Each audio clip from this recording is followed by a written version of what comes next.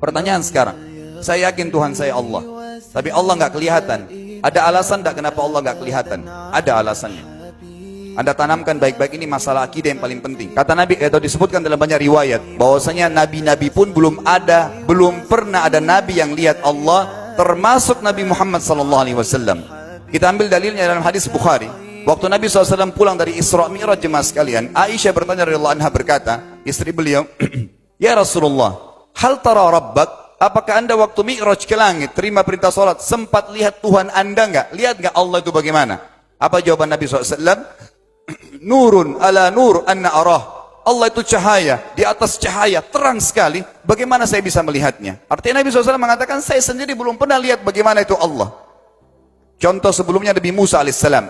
Nabi Musa waktu menerima wahyu Taurat, itu selama 40 hari, turun Taurat lengkap. Al-Quran 23 tahun baru lengkap. Kalau Taurat 40 hari, nunggu di gunung Tursina. Tursina sebuah wilayah di Mesir sekarang. Itu banyak gunung-gunung batu, ada satu gunung batu yang tinggi, Nabi Musa nunggu di situ. Setiap hari Jibril datang turunin surah, turunin ayat gitu. Setelah berlalu 37 hari dari 40 hari menunggu Taurat turun, Nabi Musa alaihissalam tiba-tiba bertanya kepada Allah, mengatakan begini dalam Al-Quran, A'udzubillahi minasyaitonir rajim, Rabbi arini anzur ilaik. Wahai Tuhanku, izinkan aku melihatmu. Aku beriman kau ada ya Allah, tapi aku ingin lihat kau bagaimana. Allah menjawab, tidak mau mengecewakan Nabi Musa. Sebagai manusia Allah mengatakan, lan tarani. Perlu anda tahu dalam bahasa Arab jemaah sekalian ada 3 kosakata la, tidak yang berarti tidak. Ada la biasa artinya tidak, ada lam dengan mim, lam artinya tidak pernah, ada lam dengan nun, lan artinya tidak akan pernah. Allah mengatakan apa? Lan tarani, kau tidak akan mampu melihatku hai Musa. Tapi Allah nggak mau kecewain Musa. Ternyata Musa selama 37 hari jemaah sekalian kagum-kagum lihat gunung-gunung batu di situ. Pergantian siang malam, burung-burung yang terbang, air yang mengalir di lereng-lereng gunung. Lalu dia mengatakan, Allah mengatakan apa? Walakin unzur ilal jabal, fa in istaqarra makanahu fasawfa tarani. Coba kamu lihat gunung-gunung batu di sekitarmu hai Musa. Kalau mereka bisa menampung kedatanganku, kata Allah, kau akan bisa melihatku. Apa yang terjadi? Allah lanjutkan, falamma tajalla rabbuhu lil jabal. Waktu Allah baru niat mau datang, belum datang, ja'alahu dakka. Semua gunung batu itu hancur lebur, tidak mampu menampung kedatangan Allah. Wa kharra Musa sa'iqa. Lalu Musa pingsan tiba-tiba. Waktu Nabi Musa bangun, langsung ucapkan kalimat, amantu billah. Saya beriman pada Allah. Berarti fakta lapangan, nabi-nabi aja belum pernah lihat Allah. Masih pertanyaan lagi jemaah sekalian, kenapa Allah nggak bisa kelihatan? Saya akan jawab dan tolong ini jadikan sebagai pegangan hidup. Ini landasan akidah kita. Kata para ulama, karena anda kalau sholat, anda mengucapkan satu kalimat yang merupakan jawabannya. Allahu Akbar. Allah Maha Besar. Akbar adalah siga mubalaghah dalam Islam. Sesuatu yang melampaui batas. Maha Besar. Kita terangkan. Kata Nabi SAW, perumpamaan bumi yang kalian tinggali ini dibanding dengan langit pertama di atas kepala kalian. Ada 7 lapis langit. Allah mengatakan, sab'an shidada. 7 lapis langit yang kokoh. Alladzi khalaqa sab'a samawatin tibaqa. Yang menciptakan langit tibaqa bersusun. 1, 2, 3, 4, 5, 6, 7. Allah di atas langit ke-7. Kata Nabi SAW, perumpamaan bumi yang kalian tinggalin dibanding dengan langit pertama di atas kepala kalian, ibaratnya seperti cincin yang dibuang di padang pasir. Jadi kita tidak akan pernah bisa melihat ujungnya langit karena kita sangat kecil, dan ini terbukti secara fakta. Apakah anda sudah tahu bahwasanya miliaran bintang-bintang yang ada di atas kepala anda yang jaraknya sekian miliar tahun dari bumi dan sekian miliar tahun lebih besar daripada bumi, sekian miliar kali lebih besar daripada bumi, itu semua berada di bawah langit pertama. Manusia tidak akan pernah bisa memegang langit ini dengan telapak tangannya karena dari sini saja ke Pluto jaraknya 270 tahun. Nggak bakal bisa ada astronot dikirim kena mati di tengah jalan. Jaraknya jauh sekali bintang-bintang dan semua berada di bawah langit pertama.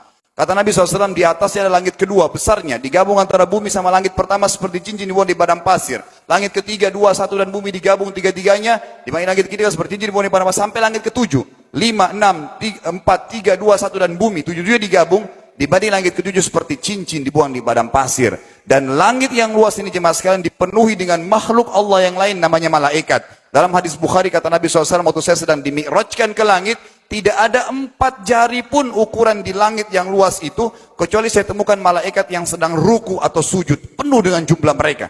Anda tahu malaikat itu ada namanya nama kelompok, seperti Rakib, Atid itu kelompok, di bawah Rakib banyak miliaran malaikat, di bawah Atid miliaran malaikat. Sama dengan Munkar Nakir, ada memang nama kelompok. Makanya kalau manusia 5 miliar, rakib atidnya 10 miliar. Rakib atidnya 10 miliar.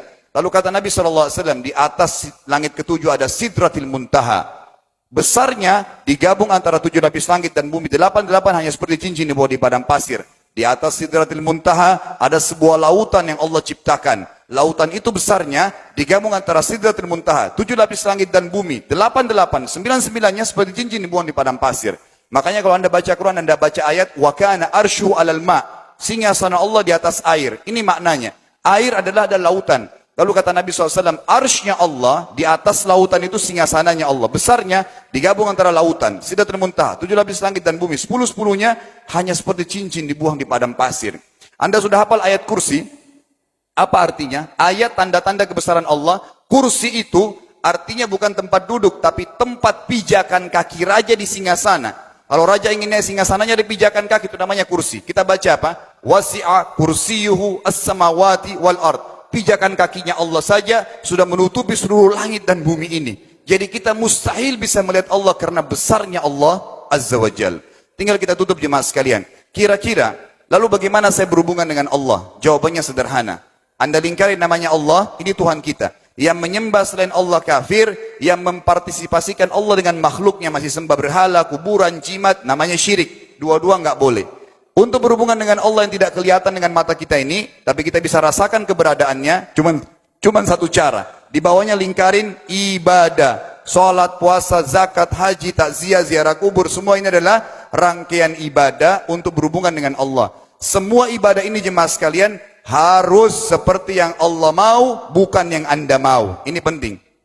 Karena kalau tidak seperti yang Allah mau, Allah tidak terima. Bagaimana caranya supaya bisa seperti yang Allah mau? Ikuti buku pedomannya. Ada Al-Quran, ada Sunnah. Yang beribadah keluar dari 2 pedoman wahyu ini, tidak akan diterima oleh Allah. Seperti Anda kalau kerja di perusahaan, pimpinan perusahaan kasih peraturan. Senin pakai baju kuning, Selasa baju hijau, Rabu pakai baju hitam. Datang jam 7, keluar jam 5 sore. Ternyata Anda tidak. Hari Senin Anda pakai baju yang hari Rabu. Datangnya jam 9, keluar jam 2 siang. Dikeluarkan oleh pimpinan atasannya. Itu baru peraturan manusia. Bagaimana dengan peraturan Allah Azza wa Jal? Maka kita simpulkan semua jemaah sekalian adalah, yakinlah Tuhan Anda Allah ada, satu-satunya Tuhan. Kalau Anda sedang sakit, yang ciptakan Anda Allah, yang ciptakan penyakit Allah, yang menciptakan kesembuhannya Allah. Kalau kita sedang musibah sama, kalau kita sudah senang juga sama. Semoga Allah SWT menjadikan kita orang-orang yang senantiasa beriman padanya, dan juga selalu bertumbuh dalam keimanan tersebut, serta mengikuti syariat dan hukumnya.